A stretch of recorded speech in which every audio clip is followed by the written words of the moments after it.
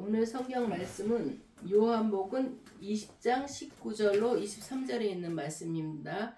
요한복음 20장 19절로 23절 신약성경 184쪽에 있습니다.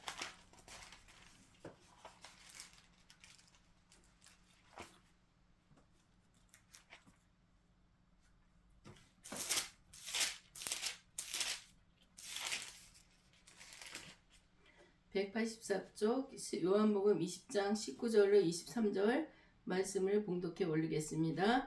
이날 곧 안식구 첫날 저녁때에 제자들이 유대인들을 두려워하여 모인 곳의 문을 닫았더니 예수께서 오사 가운데 서서 이르시되 너희에게 평강이 있을지어다. 이 말씀을 하시고 손과 옆구리를 보이시니 제자들이 주를 보고 기뻐하더라. 예수께서 또 이르시되 너희에게 평강이 있을지어다. 아버지께서 나를 보내신 것 같이 나도 너희를 보내노라. 이 말씀을 하시고 그들을 향하여 숨을 내쉬며 이르시되 성령을 받으라. 너희가 누구의 죄든지 사하면 사하여질 것이요 누구의 죄든지 그대로 두면 그대로 있으리라 하시니라. 아멘. 아멘. 할렐루야. 살아계신 아버지 하나님, 주님의 은혜를 진실로 감사합니다.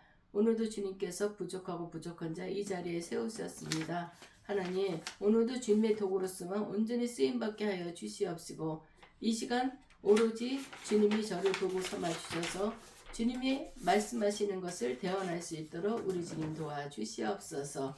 이 시간 성령이 강하게 역사해 주셔서 주님의 음성을 바로 듣고 주님의 음성 가운데 새 힘을 얻고 한 주간도 살아갈 힘을 얻을 수 있는 귀하고 복된 시간 될 수 있도록 우리 주님 도와주시옵소서. 아멘. 지금도 살아 역사하시는 예수 그리스도 이름으로 감사하며 기도드리옵나이다. 아멘. 아멘. 할렐루야. 아멘. 오늘도 주님의 이름으로 우리 성도님들, 이 자리에 모인 성도님들 주님의 이름으로 축복합니다. 아멘.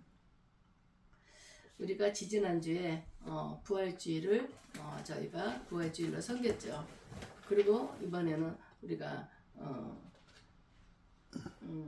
성령 강림으로 우리가 이제 예수님이 십자가에 못 박혀 부활하셨다가 또 우리가 너희 있을 곳에 예배하고 간다고 말씀하시고 예수님이 갔잖아요. 그리고 너에게 대신 성령을 보내주겠노라 그렇게 말씀하셨습니다. 오늘 요한복음 20장 19절에서 23절의 말씀을 통해서 부활하신 예수님께서 제자들을 처음 찾아오셨던 그 역사적이고도 영광스러운 현장으로 우리가 가보기로 하겠습니다.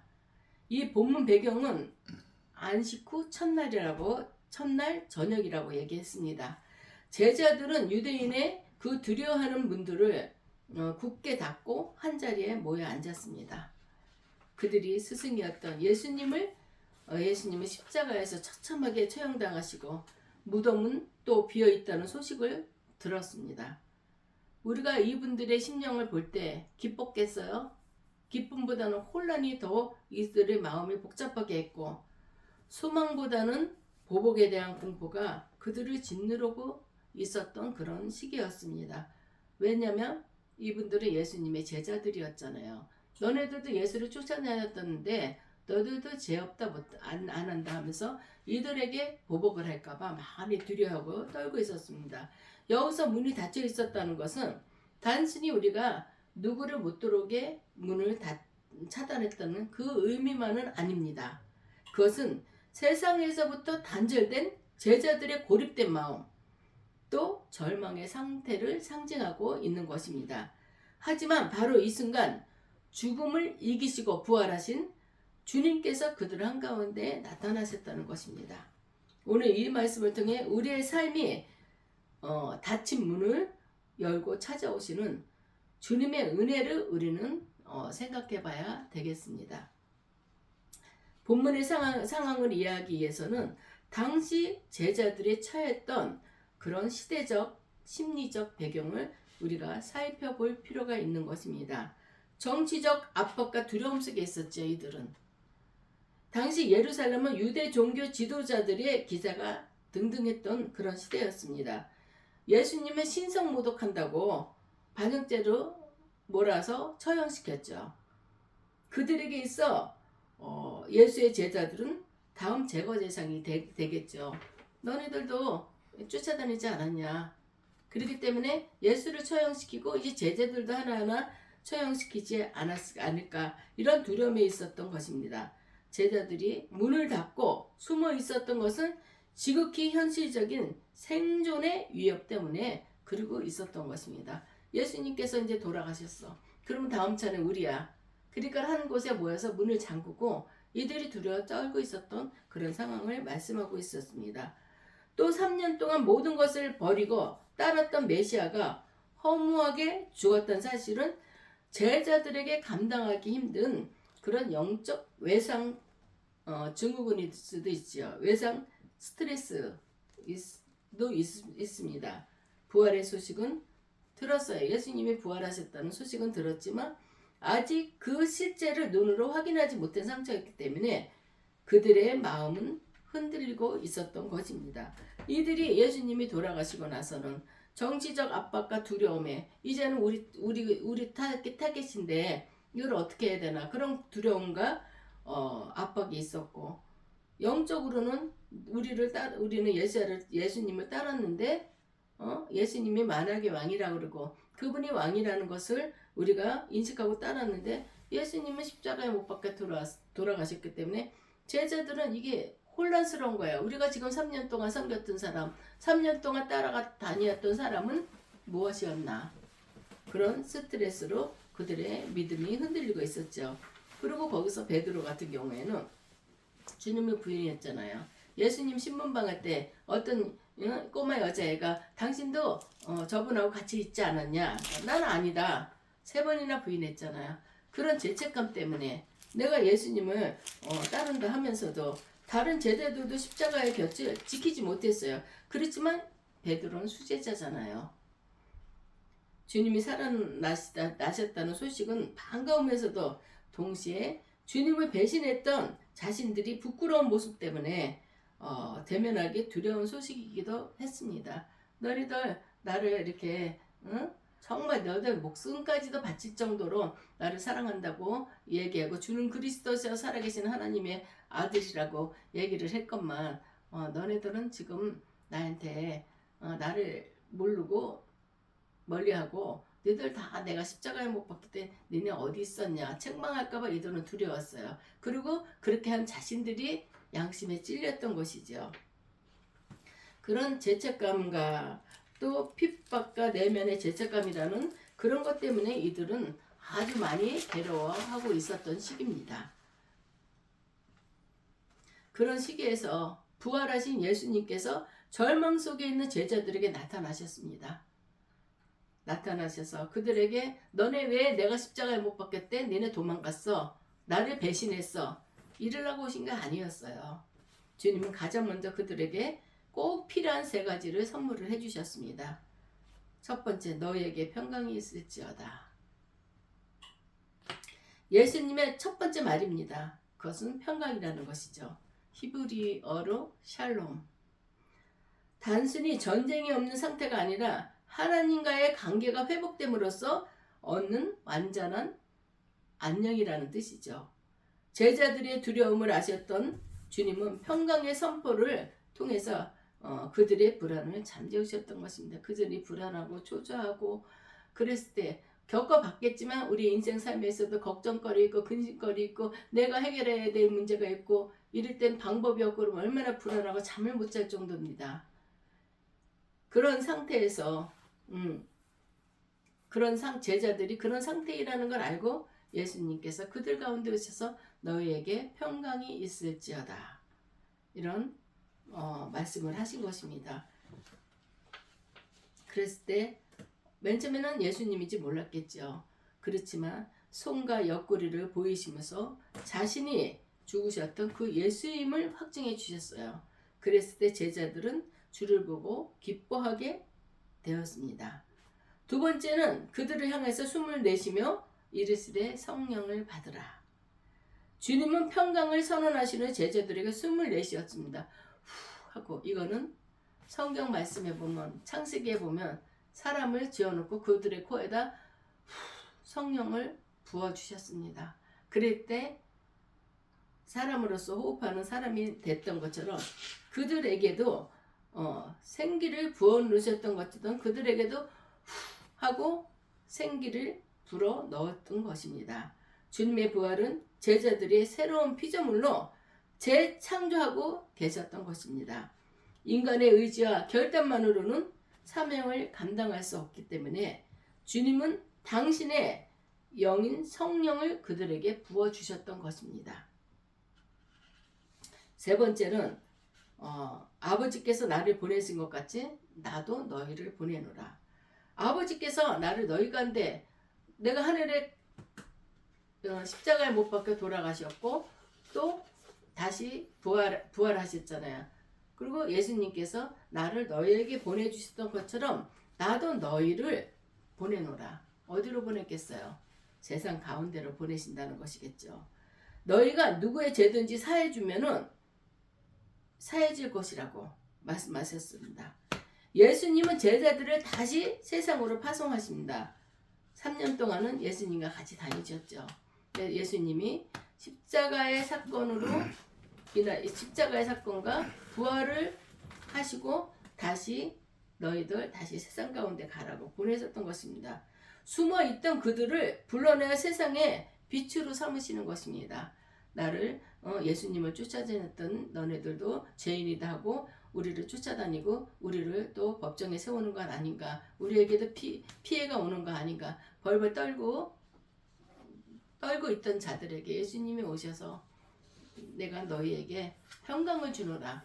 그리고 내가 너희에게 성령을 부어줬고 이제는 내가 너희가 누구의 죄든지 사하면 사하질 것이고 너희도 세상 가운데 가서 그들에게 그 사명을 감당하라. 이러는 복음 전파의 대리자로서 직무를 그들에게 맡겼던 것입니다.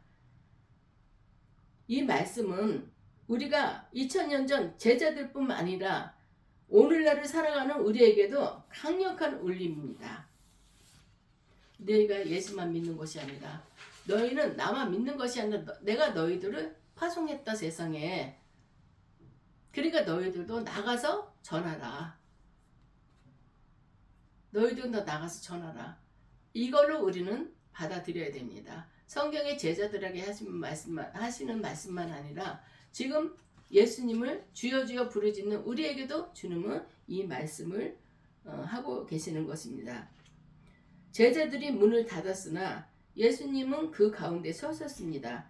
우리가 처한 지금의 환경의 문이나 질병의 문, 경제적인 결핍의 문이 아무리 견고하게 닫혀 있을지라도 주님은 그것을 뚫고 우리에게 오시는 분입니다.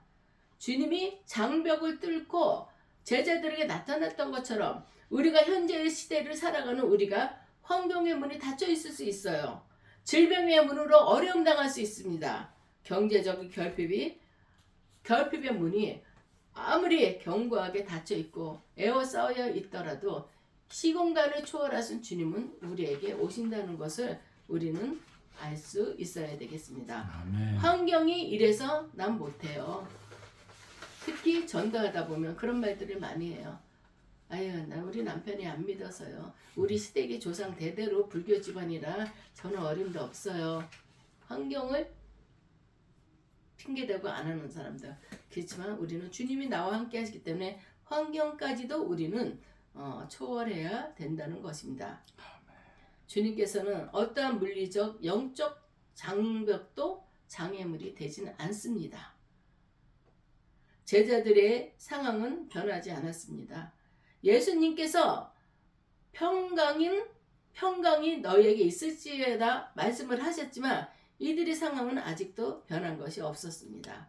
유대인들은 여전히 그들을 위협했어요. 로마의 압제는 계속되고 있었고, 그러나 그들이 주님이 그들과 함께 계시다는 사실 하나만으로도 두려움은 기쁨으로 바뀌었어요. 진정한 평화는 내 삶의 문제가 아니라 내 삶의 문제가 해결될 때 오는 것이 아니라 내 삶의 한복판에 주님이 서 계심을 확인할 때 찾아오는 것입니다. 우리가 많은 걱정 기심하더라도 아이들과 부모와의 관계, 우리가 하나님과의 관계를 비교해보면 하나도 틀릴 것도 없어요. 어린애들이 우리의 심령이 어린애들과 같으라고 그러셨잖아요. 어린애들이 부모하고 있으면은 든든하죠. 부모가 힘 있는 자든지 힘이 없던 자든지 간에 애들은 부모가 든든해요. 우리는 주님이 든든해요. 어떤 걱정과 근심이 있다 하더라도 우리 예수님만 바라보면 죽음에서 사망 권세를 이기신 예수님, 부활하신 예수님 그분만 바라본다면 우리가 염려하고 걱정하고 세상의 걱정을 나 혼자 짊어지고 가는 사람처럼 그렇게 행동할 필요가 없다는 것입니다. 우리는 예수님이 항상 나와 같이 부활하신 주님이 내 안에 계시다는 것을 항상 확신하며 살아가길 바랍니다. 아멘. 그리스도인은 단순히 복을 받고 평안을 누리는 데서 그쳐서는 안 됩니다. 주님은 우리에게 내가 너희를 보내노라라고 말씀하셨습니다. 우리가 있는 가정, 직장, 공동체, 우리가 우연히 머무는 곳이 아니라 주님이 파송하신 선교지라는 것을 우리는 알아야 되겠습니다. 우리는 그곳에서 성령의 능력을 힘입어서 화해와 용서의 복음을 전해야 된다는 것입니다. 화해와 용서를 전한다는 것. 우리가 그들의 죄를 사해 준다는 것이 아니라 그들에게 복음을 전할 때 그들이 마음에 깨달음을 받고 주님 앞에 회개해서 주님을 나의 구주로 고백하며 모든 것을 회개해서 제사함을 받는다는 것입니다. 우리는 그 중보적인 역할을 해야 된다는 것입니다. 우리가 복음을 전하지 않으면 누가 복음을 듣겠습니까? 전할 때 듣는 것입니다.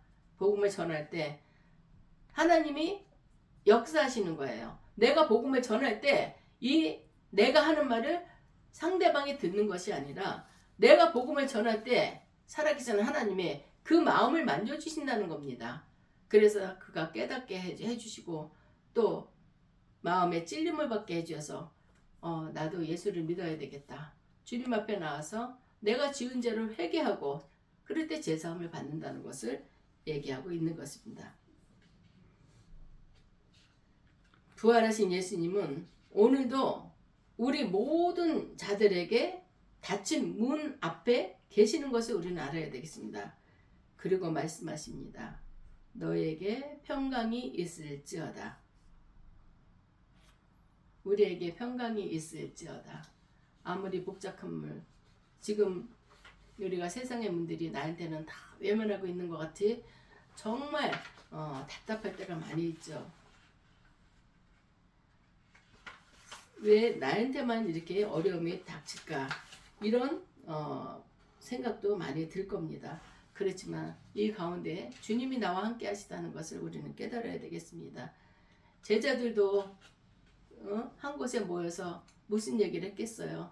불안하고 초조하지만 또 이런 얘기도 하지 않았을까 싶어요. 난 예수님이 진짜 왕인 줄 알았어. 근데 이렇게 돌아가셨어. 그런 말도 했을 거라 생각합니다. 그리고 이들이 예수님을 따라다닐 때는 예수님이 정말 이 구세주라는 의미를 잘못 알고 있었던 것이죠. 지금 우리가 노마의 압제 안에 있는데 이분이 오셔서 이 압제를 다 풀어주실 거고 그리고 우리는 이렇게 제자들이 따라다니면서 우리에게도 어떤 세상적인 그 권위를 주시지 않으실까 이런 마음으로도 많이 따라다녔습니다.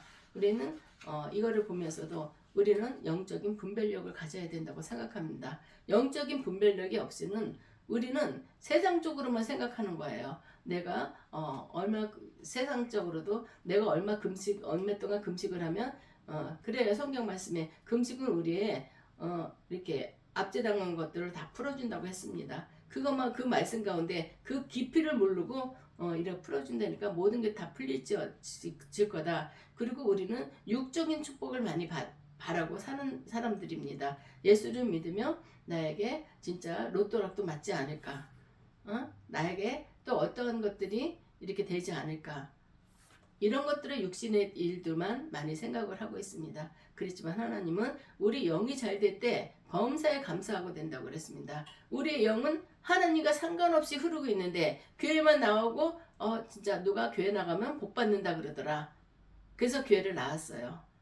나왔는데 내 안이 변화가 되고 내 안에 주님이 계셔야 되는데 그거는 상관없고 교회 나왔는데 되는 일이 없다. 이렇게 얘기하는 사람도 있어요. 우리는 그런 차원의 어린애같이 차라리 어린애는 그렇게 생각을 안 할 거예요. 우리는 세상대로 가득한 죄인이기 때문에 그렇게 생각할 수도 있어요. 그렇지만 이 죄의 문제를 해결하고 하나님을 더욱더 가까이 할 때 우리 마음에 평강이 넘치고 성령의 충만함을 받고 또 주님 주신 사명을 감당할 수 있을 거라 생각합니다. 아멘. 마음의 문을 열어 놓으십시오.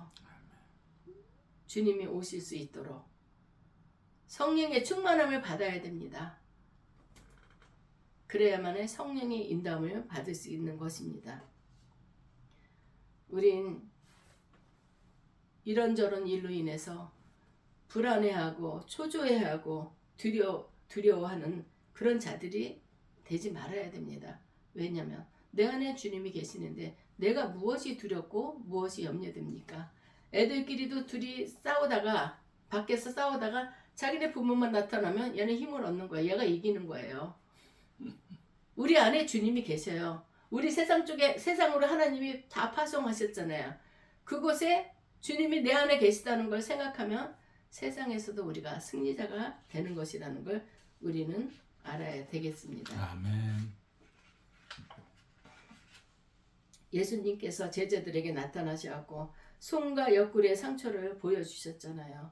그 상처는 우리를 향한 예수님의 사랑의 확증이다. 승리의 징표라는 것을 우리는 알아야 되겠습니다.